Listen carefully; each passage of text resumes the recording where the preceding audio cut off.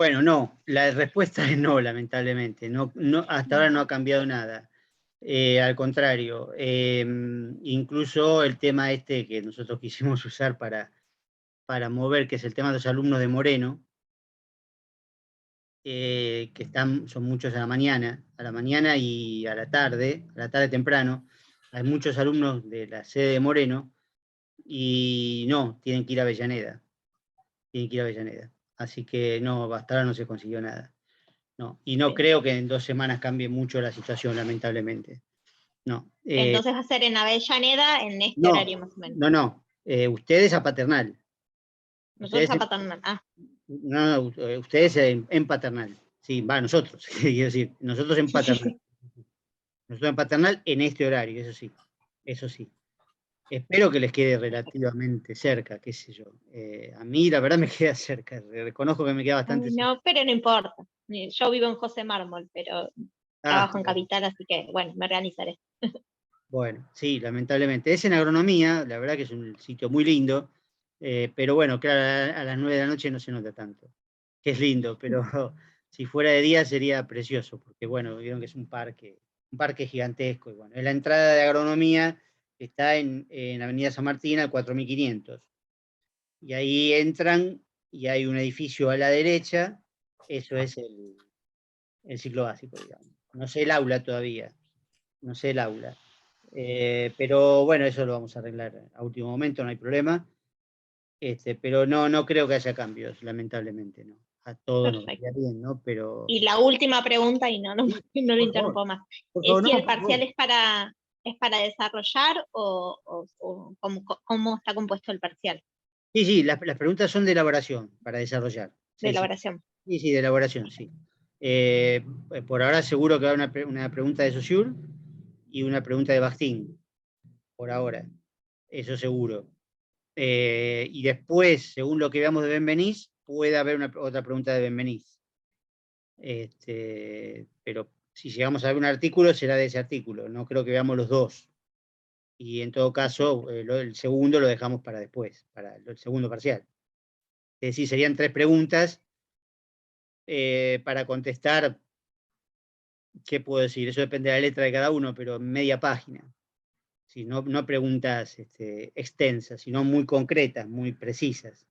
¿Sí? No es como para empezar con toda la teoría, sino que van al grano, digamos, ¿no? Hay algunas preguntas de las guías de actividades que son así, digamos. Si las miran, van a ver que es así, digamos, que no son preguntas que tengan que contestar con toda la teoría, sino todo lo contrario, tienen que contestar exactamente lo que se pregunta, empezar. Les voy a mandar un pequeño, pues tenemos un muy lindo texto sobre cómo contestar preguntas de examen. Es muy breve, Qué pero bueno. muy bueno, y eso les puede llegar a servir para los que no tengan demasiada experiencia en exámenes así escritos, ¿no? Que, bueno, digamos, una pregunta, la respuesta empieza con la pregunta, ¿no? Y yo les pongo, ¿qué significa para Saussure la arbitrariedad? Supongamos. Que seguro va a ser una pregunta sobre arbitrariedad, o sea, eso seguro, pero puede estar redactada de varias maneras. Si yo le preguntara eso, ustedes tendrían que empezar contestando. Para Saussure, la arbitrariedad significa tal cosa. ¿Sí? Es decir, de entrada, después si se quieren extender un poco más, no hay un límite, porque justamente, como vos bien dijiste, desarrollo, está bien, las preguntas son de desarrollo y a veces, bueno, qué sé yo, uno se puede extender un poco más, qué sé yo. Pero el problema el problema es que no contesten de una manera así como global, ¿no? O metiendo cosas que se acuerdan en el momento, y para ver si la respuesta queda por ahí, en el medio. ¿Sí? No, hay que empezar justamente la respuesta con la misma pregunta. ¿Sí? Solo que signo de interrogación, obviamente, sino afirmativamente. ¿Sí? Pero eso les voy a buscar el esquema para el examen porque en realidad es bastante fácil. No es una cosa Muchas difícil, gracias. la parte teórica. Después la parte práctica ya hay, por ahí la parte práctica por ahí se nos complica un poquito más. Pero vamos a tener muchas clases igual para después del parcial, así que básicamente es un análisis de textos y vamos a analizar acá con la pantalla los textos con ciertos métodos de análisis. Y ahí ahí la redacción puede ser un poquito más complicada. Hay un par de modelos de redacción que están en el campus, uno es mío, y se los voy a mandar también, y con ese seguramente vamos a trabajar en clase, probablemente. O por ahí con algún otro, pero de todas maneras, el problema de trabajar oralmente en algo que después tienen que redactar, ahí está un poco ¿no? el hiato, ¿no? La grieta, en el hecho de que yo les puedo explicar un montón de cosas, pero en teoría está bárbaro, pero después en la práctica la forma de redactarlo, claro, tiene que ser una forma un poco particular. Por eso hay también modelos de redacción de un análisis, ¿sí? De un análisis textual. Tampoco es nada del otro mundo, lo pueden hacer, obviamente lo pueden hacer, muchísimos lo han hecho, pero hay que aprenderlo. Pero eso será después del parcial, del primero, ¿no? Así que tranquilo, hagamos el primero, aprobamos, tranquilos, y recuerden que son 2 notas que se promedian, y no es que tienen que tener más de 7 en los 2 para promocionar, se promedian, o sea, pueden tener cualquier combinación de notas, o sea, 4-10 o 10-4, así, digamos, o sea, esa nota vale perfectamente, e incluso hasta si les da 6,50, se redondea para arriba y listo, no hay problema en ese sentido. Entonces les queda 7 y punto. Pensemos eso, que van a sacar promedio 7 y listo. No pensemos en otra cosa. Así que eso es así, porque a veces no sé, en otras materias, no conozco todas, pero en otras materias tienen que sacar más de 7. ¿No? Yo en otra universidad me pasa así, tienen que sacar más de 7. Entonces, claro, algunos tienen 5 en el primero, 6 en el primero, y ya quieren dejar la materia, porque no pueden promocionar, y no, la verdad es feo eso. Bueno, tiene recuperatorio, etcétera, pero acá no, acá pueden tener un 5, un 6, y después levantar. O al revés, empezar bien, que es lo mejor, tener una buena nota en el primer parcial, ¿sí? Un 8, un 9 en el primer parcial vendría bien, y después ya están más relajados para el segundo. ¿Sí? Eso es lo más lindo, lo mejor. Pero siempre fue así eso, ¿eh? Eso siempre fue así. El promedio siempre fue así. Lo que pasa es que antes había otra nota de taller. Eran 3 notas. Porque teníamos talleres también, una vez por semana. Y entonces el taller nos daba otra nota más y se promediaban las 3 notas. Y entonces ahí daba con 33 o con 66. Y entonces, bueno, con 33 había que bajar y con 66 había que redondear para arriba. Pero bueno, ahora ya eso no existe, hay 2 notas y listo. ¿Sí? Así que bueno, pensemos en eso y chao, seamos optimistas. ¿Eh? Pero bueno, pueden preguntar cualquier cosa en cualquier momento, eso no hay ningún problema. Ningún problema, no, Gracias. nadie nos corre, podemos seguir hasta donde dé. Y la segunda parte lo mismo, hasta donde lleguemos. No hay necesidad de completar un programa, no en estas circunstancias, por lo menos. Cuando era presencial por ahí un poquito más corríamos, pero bueno, eran también en 2 clases por semana, eran más exigentes en ese sentido, pero ahora estamos como más, tratemos de estar más tranquilos, digamos, ¿no? Ya que la situación de por sí es un poco tensa, y esta combinación de virtualidad con presencialidad en los parciales es realmente insólita, por decirlo menos, ¿no? Pero bueno, tenemos que resignarnos en principio. Bueno, la clase pasada todavía habíamos visto varias características del enunciado, sobre todo comparado con la oración. Algunas de ellas las repetí hoy al principio, ¿no? La oración es neutra, no tiene valoración, tiene límites gramaticales, está bien formada gramaticalmente, bueno, todo eso, y el enunciado es todo lo contrario. El enunciado nunca es neutro, siempre implica una valoración que proviene de la intención del autor y de esa famosa subjetividad del autor. Los límites tienen que ver con el cambio del sujeto discursivo, es decir, cuando un enunciado termina es cuando el hablante deja de hablar y cede la palabra al otro o espera respuesta, como decíamos antes, espera la reacción del otro. Si llega bien, si no llega, no llega, pero la reacción del otro puede ser otro enunciado. ¿Sí? Si habla, si dice algo, es otro enunciado. Y a su vez después por ahí uno vuelve y retoma su propio enunciado. En ese sentido, hay algo que dice Bakhtin que es un poquito quizás confuso en un punto, porque él habla de que el enunciado tiene conclusividad, es decir, que el enunciado es concluso, empieza y termina. Eso es una especie de ideal en el fondo, ¿sí? Él dice, incluso el autor dice todo lo que tiene que decir, y ahí termina. Y eso puede valer hasta cierto punto. Si tomamos un tratado científico, ¿no? Género secundario, incluso hasta una novela, un poema, bueno, qué sé yo, podríamos decir que sí. Una clase, bueno, hasta cierto punto también, ¿no? Una clase uno la estructura de manera que más o menos teniendo en cuenta el tiempo. Pero esa conclusividad, ¿no? Esa cualidad de que tiene el enunciado de que termina, y que termina según lo determina el autor, no siempre se da. En la realidad no siempre se da, porque uno puede ser interrumpido. Uno puede estar hablando con otra persona y lo interrumpe, entonces no dice todo lo que quiere decir, porque la otra persona lo interrumpió. Esto es así. Incluso hasta en los secundarios, en los géneros secundarios, puede haber novelas inconclusas, ¿no? Porque, de hecho, el escritor más importante del siglo XX, que es Kafka, tiene 3 novelas inconclusas, ¿sí? Y tiene un montón de cuentos también, pero los cuentos, sí, que están concluidos, pero las 3 novelas están inconclusas. Y sin embargo, son lo más grande que hay en literatura del siglo XX. Entonces, no se aplicaría. Hay como una conclusividad medio imaginaria, ¿no? Medio reconstruible. Pero no, evidente, en la realidad no es así, porque Kafka no siguió escribiendo, la verdad. O sea, el proceso tiene final, pero le faltan episodios intermedios.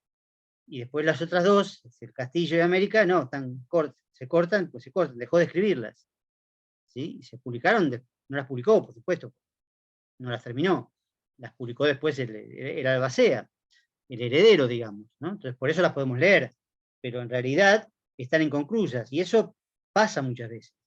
Y de hecho, a veces cuando se me corta el zoom en medio de una frase, uno podría decir, bueno, pero yo quería decir eso, ¿sí? Trato de dejar para el final lo menos importante, pero lo quería decir, y se me cortó. O sea, no hay conclusividad en todos los casos, ¿no? Es una propuesta de Bakhtin un poquito confusa que quizás debería analizarse un poco más de cerca. Pero bueno, no se preocupen porque no es tampoco justamente un tema tan importante en ese sentido.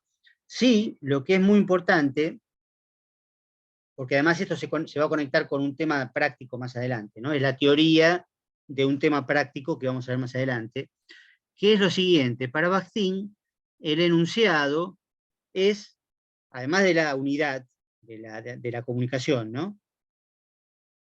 Es un eslabón en una cadena discursiva, una cadena de enunciados. No hay enunciado aislado. La metáfora de la cadena también es por ahí un poquito discutible, porque la cadena, si uno toma una cadena, obviamente empieza y termina, por más larga que sea, ¿no? Tiene un principio y un final.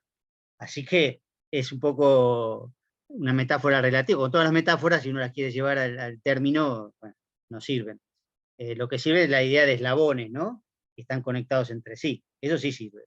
Pero lo que él dice es que no hay un primer enunciado. Nadie es Adán, dice en un momento dado. No hay un hombre que haya sido Adán que dijo el primer enunciado. Y si lo hubo, bueno, no sabemos cuál fue. No está registrado, por lo menos, ¿no? Más allá de lo que diga la Biblia, ¿no? Otra metáfora que por ahí no es la más afortunada. Pero sí, efectivamente, el primer enunciado se pierde en el tiempo, en la historia. Y el último, si hay alguna vez un último enunciado, bueno, no va a haber nadie para registrarlo, digamos, ¿no? Sí, es muy posible que haya muy pronto, porque ya evidentemente este mundo no da para mucho, la huella de carbono sigue creciendo y bueno, obviamente no da para mucho más esto, ¿no? Pero bueno, no sabemos cuándo va a ser el punto de catástrofe, y alguna vez será el último enunciado, sí, pero cuando se termine el mundo, si no, seguirá habiendo enunciado. Y esa sucesión temporal, ¿no? Que nos da un poco la idea de la cadena, ¿no? De sucesión temporal, uno después del otro, en realidad no es solamente una relación temporal, que ya de por sí es importante, ¿no? Sino que esos enunciados muchas veces están relacionados con los anteriores y con los posteriores. ¿Sí? Hay una relación mutua. Una relación que puede ser mutua. Y hay muchos tipos de relaciones. Muchos tipos de relaciones, no hay uno solo. Está esta dimensión temporal, uno viene antes, otro viene después, pero eso es lo más trivial, lo más sencillo. Hay otros tipos de relaciones. El modelo, otra vez, que podemos utilizar para esto, es el de pregunta y respuesta, ¿no? Digamos, la pregunta está relacionada con la respuesta, son dos eslabones que están perfectamente conectados. La respuesta solo tiene sentido como respuesta a la pregunta anterior. ¿Sí? O sea que hay una relación temporal, primero es la pregunta y después es la respuesta, generalmente, ¿no? Porque a veces se responde antes de que el otro pregunte, eso puede pasar también, ¿no? Pero digo, está la pregunta y después está la respuesta. Ese enunciado, si no fuera una respuesta, podría tener otro sentido completamente distinto. Pero al relacionarse con la pregunta, tiene un sentido determinado. ¿Sí? Porque, por ejemplo, uno puede decir está lloviendo, y es una mera constatación. Pero si la pregunta fue, por ejemplo, ¿salimos hoy?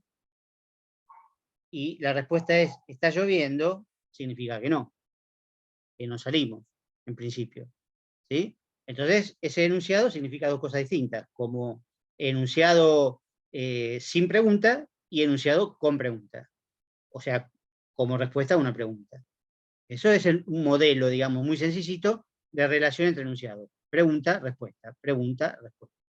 Como en el parcial y como en el contexto jurídico, como decíamos antes, ¿no? Donde un juez o un secretario, lo que sea, pregunta, pregunta, pregunta, y uno tiene que responder, responder, responder. Eso es lo más sencillo. Pero después hay miles de relaciones. ¿Por qué? Y las vamos a ver en lo que justamente se llama polifonía. La polifonía, como su nombre lo indica, es un poco la coexistencia de varias voces en un discurso. Justamente esta cadena discursiva es como una relación polifónica entre varios enunciadores, varios hablantes que dicen cada uno su enunciado, que están relacionados entre sí de muchas maneras distintas. ¿No? Recién mencionaba novelas, por ejemplo. Si yo digo novela, en el caso de Kafka, ¿no? Pero cualquier novela, ¿por qué un enunciado es una novela? ¿No? Un enunciado, un eslabón, es una novela. Porque se parece a un montón de otros eslabones anteriores en ciertas características que nos permiten decir es una novela. ¿Sí? Si fuera una novela policial, por ejemplo, bueno, más todavía, digo, bueno, ¿por qué es una novela policial? Bueno, tiene ciertas características, ¿no? Generalmente hay un crimen, hay que averiguar quién fue el asesino, hay una investigación, hay testigos, hay sospechosos, hay culpables que no, después, que no son, culpable siempre es el menos sospechoso, bueno, esas reglas que después están para ser rotas también, ¿no? Porque si el culpable siempre es el menos sospechoso, uno lo adivina enseguida, entonces se le da una vueltita y resulta que el culpable es el más sospechoso, ¿no? Eso lo hacía muy bien Agatha Christie, ¿no? Porque justamente había alguien que era muy sospechoso, pero resulta que las pruebas eran todas falsas, ¿sí? Entonces seguía la investigación, pero al final resultaba ser verdaderamente el culpable, porque aparecían nuevas pruebas, ¿sí? Pero eso es porque la regla original era el culpable siempre es el menos sospechoso. Entonces, claro, uno lee muchas novelas policiales y enseguida se da cuenta quién es el asesino, porque es el menos sospechoso. Que no tenía móvil, no podía estar ahí, ¿no? Pero bueno, la cuestión es, ¿qué relación tiene esa novela policial con las anteriores? Bueno, se parecen algo, justamente. Sigue ciertas reglas, por ahí rompe alguna regla, pero si la rompe es porque la regla existía de antes, en las novelas anteriores. Y después de ese eslabón, que es esa novela policial, va a haber otras novelas policiales, seguramente, que en algunos casos por ahí hasta la imitan, porque hay muchas novelas policiales importantes que son imitadas, ¿no? Por otros, o tienen, digamos, alguna referencia, como vamos a ver después, intertextual, ¿no? Como que yo, el nombre de la rosa, por ejemplo, que el personaje principal se llama Guillermo de Baskerville, por una novela de Conan Doyle, de Sherlock Holmes, que se llama El sabueso de los Baskerville, ¿no? Entonces el tipo se llama Baskerville como una referencia a esa tradición de la novela policial, ¿no? Bueno, eso, digamos, uno puede no conocerlo, pero existe. Un eslabón de una novela actual referido a una novela del siglo XIX. Bueno, digamos, hay muchas maneras en que se relacionan. También uno podría decir, como lo dije en la clase pasada, los géneros discursivos pueden desaparecer. O sea, se crean nuevos y desaparecen algunos viejos, por llamarlo así, porque ahora ni siquiera son viejos a veces, ¿no? Porque bueno, qué sé yo, viejos son los trapos, pero además, no sé, el mail no tiene tantos años, digamos, y ya como que no se usa mucho el mail, salvo para cuestiones administrativas, formales, de trabajo, qué sé yo, pero entre amigos uno escribe un WhatsApp o manda un audio y listo, ¿sí? O escribe en los privados de las redes, ¿sí? Pero no le va a mandar un mail a un amigo, qué sé yo. Entonces, bueno, efectivamente, con el tiempo, los géneros pueden desaparecer, cambiar algunos de sus aspectos, o también se pueden crear nuevos, ¿sí? Ahora, entonces uno dice, bueno, pero si es nuevo, ¿qué lugar ocupa en la cadena como eslabón, digamos, si es nuevo?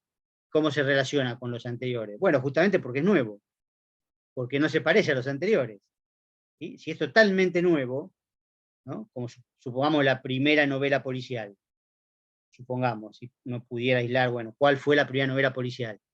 Bueno, ¿cómo se relaciona con las anteriores? Bueno, primero porque es una novela, está bien, pero olvidemos eso. Eh, Justamente porque nunca o antes hubo una novela policial. Entonces hay una relación con las anteriores.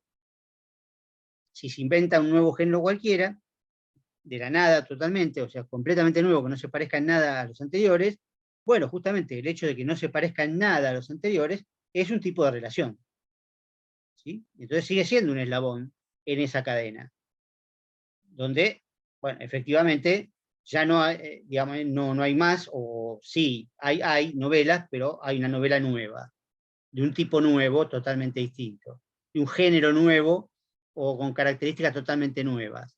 Y hoy por hoy, bueno, qué sé yo, es medio difícil imaginárselo, pero hablo de cualquier tipo de cosas, porque bueno, las redes, en las redes todos los años aparece una red nueva y aparecen enunciados distintos, como decía recién, ¿no?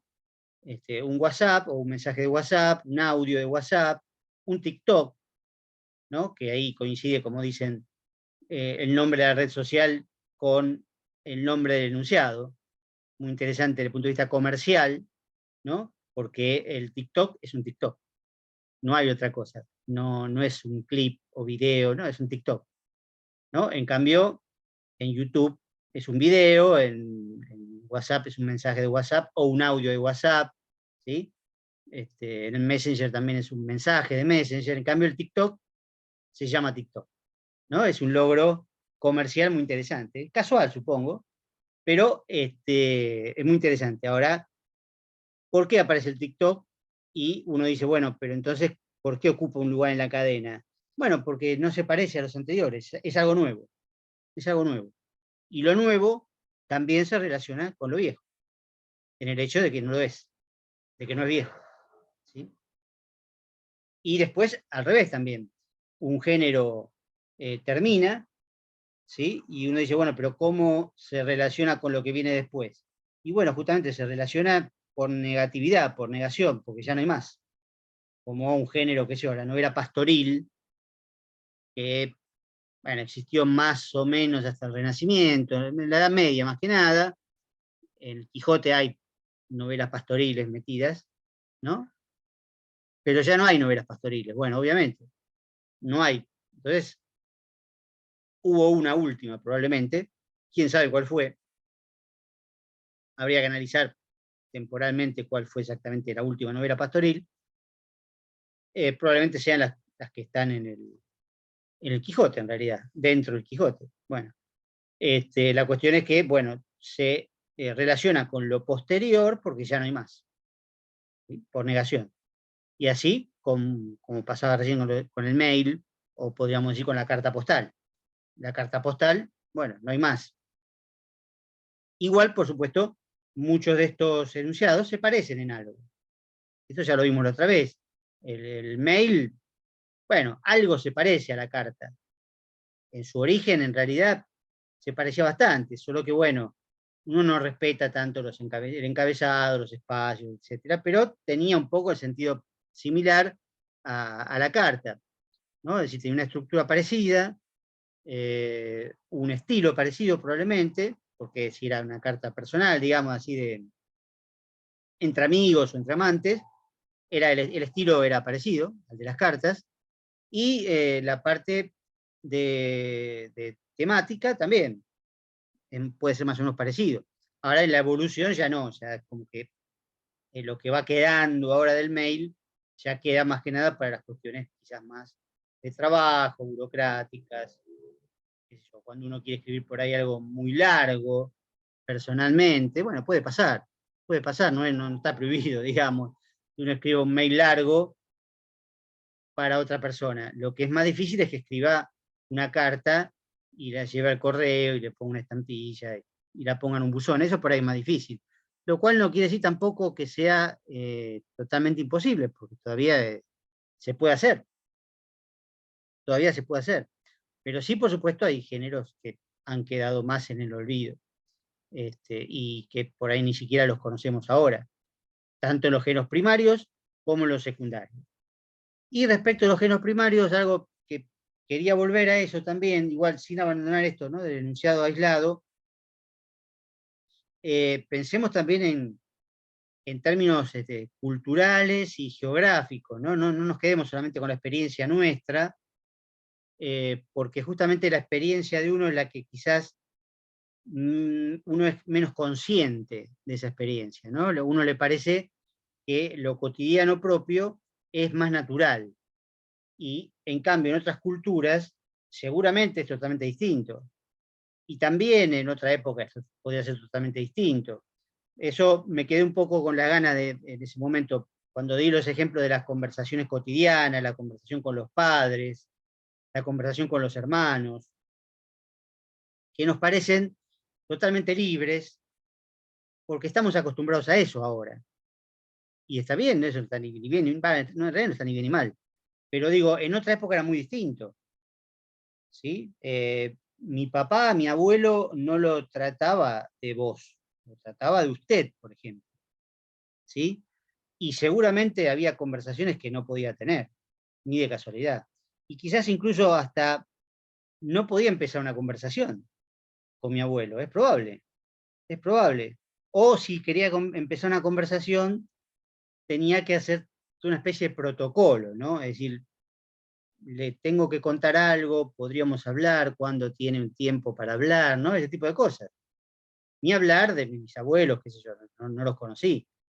Pero eso, por ejemplo, esa regla, eh, ahora no existe y nadie la sigue. Pero por ahí en otras culturas sí, porque en otras culturas a lo mejor a los padres también se los llama de determinada manera que no se utiliza para cualquier persona, para un amigo, para un hermano, para lo que sea. Hay formas especiales de llamar a los padres o a los abuelos, ¿sí? O a cada uno de los parientes. O sea, pensémoslo así como antropológicamente, por decirlo, en distintas culturas, distintos momentos de la historia y cómo eso, por supuesto, va cambiando. Desde ya va cambiando, ¿no? Porque uno le llama a los padres con el nombre de pila, por ejemplo, ¿no? Que es muy raro.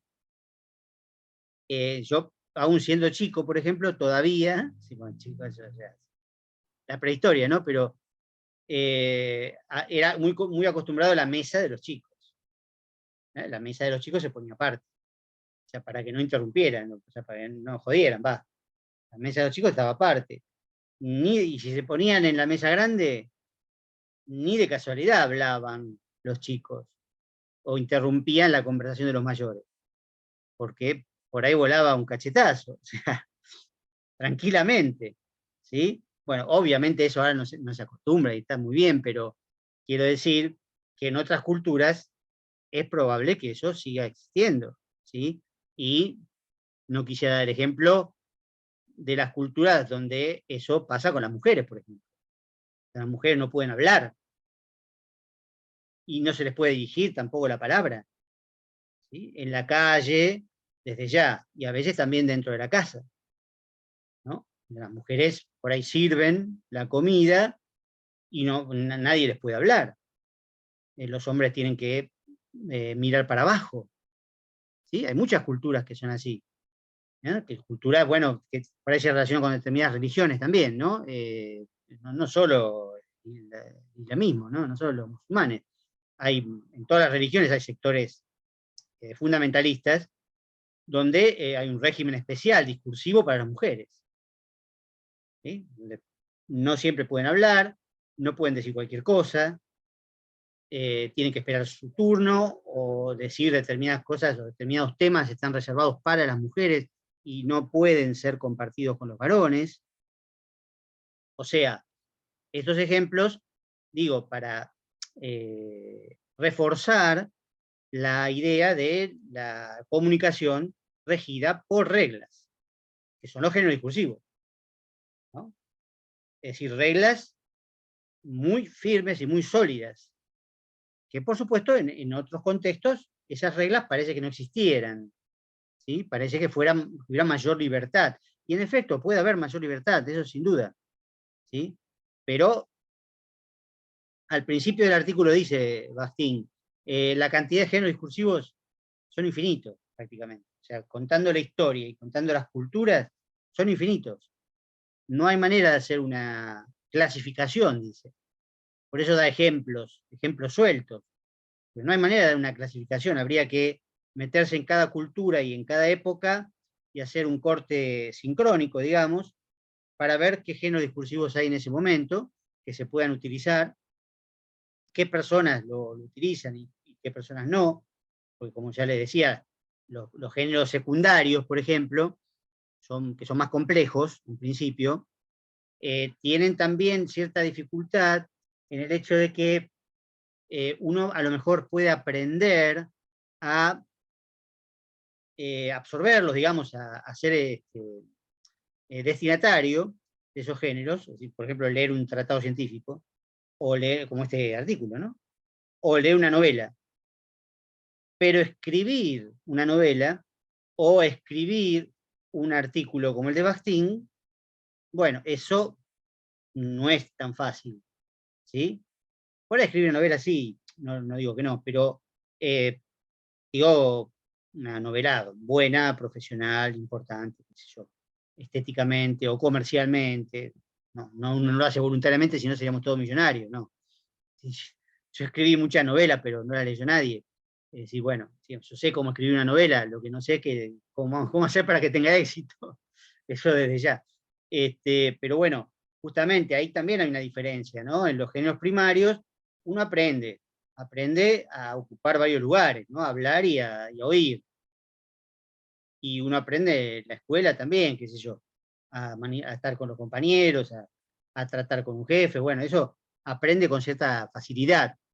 Pero después los géneros secundarios, por ahí sí aprende cómo son, cómo están estructurados, cómo puede acceder a ellos, porque lleva todo un aprendizaje, por supuesto, ¿no? Uno justamente no va a leer un tratado sobre la relatividad si no estudia física nuclear. O no va a estudiar, digamos, Bakhtin si no está haciendo un ciclo básico orientado a determinadas carreras y que además, bueno, por ahí se presuponen algunos conocimientos mínimos como para poder acceder a él. Pero después, para escribir un artículo con el nivel académico que tiene el de Bakhtin, para eso todavía le falta mucho. Pero lo pueden lograr, obviamente, no es que no se puede lograr. Se logra, pero necesitan toda una trayectoria, una práctica y una cierta legitimación también, por supuesto, porque después cuando tienen el título ya ahí por ahí pueden escribir cualquier cosa, eso también puede pasar, ¿no? Bueno, hay evaluaciones, hay distintas formas sin duda, de ser evaluados, ¿no? Aparte de la acreditación. Pero cuando uno tiene un título, ya es como que ya es otra cosa, ¿no? Yo tengo un título y hablo de lo que quiero, bueno, más o menos. Pero es verdad, les va a llevar más tiempo, ¿sí? Y por supuesto, algunos de ustedes escribirán cosas importantes como Bakhtin, libros enteros, etcétera, eso sin duda, pero lleva un poco más de tiempo y desde ya no puede posiblemente acceder a la producción como autores de cualquier género discursivo secundario, ¿sí? En cambio, una carta, un mail, digamos, uno puede leerlo y escribirlo enseguida, y enseguida contestarlo. Es relativamente fácil. O las redes sociales, bueno, a la gente más grande, incluso más grande que yo, digo, les puede costar aprender una nueva red social. No, bueno, acá no me meto, pues ya son como 20 redes sociales, basta, no quiero saber más nada, porque aprieto el fueguito y después me explican que eso, mandarle onda a alguien, no, la puta madre, no era eso lo que yo quería hacer, era un fueguito nada más, qué sé yo, pero me lo explican después. Bueno, uno aprende, sí, hasta un cierto límite, pero son fáciles de aprender en general. Son géneros primarios, ¿sí? Ahora, el género secundario, no. Por eso es más elaborado, más complejo, generalmente escrito, generalmente, no es obligatorio, pero generalmente escrito, y la escritura lleva cierta mayor complejidad que el habla, en cierto sentido. A veces comparando ciertas cosas no. Por ejemplo, un parcial o un examen hay personas que prefieren darlo escrito que oral.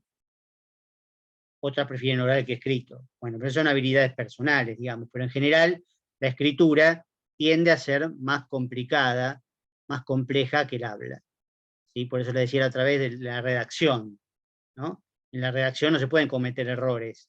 En el habla sí se pueden cometer errores que no perjudican la comunicación, pero en la redacción lo que queda escrito, no se puede corregir, ¿no? Entonces, en cambio, en el habla uno hace gestos, qué sé yo, y va corrigiendo, y se da cuenta que el otro por ahí no lo entendió, y entonces corrige sobre la marcha, ¿no? Es otra cosa. En cambio, cuando uno escribe, y ya está, lo que queda escrito, el otro lo tiene para leer y bueno, no puede cambiarlo.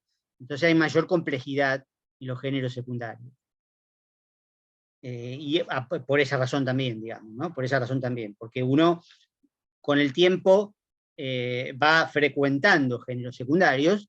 Si le gusta ir al teatro, por ejemplo, puede ir al teatro y perfectamente lo va a disfrutar, sin duda, aunque la obra sea compleja, la va a disfrutar. Ahora, no puede salir del teatro y escribir una obra de teatro.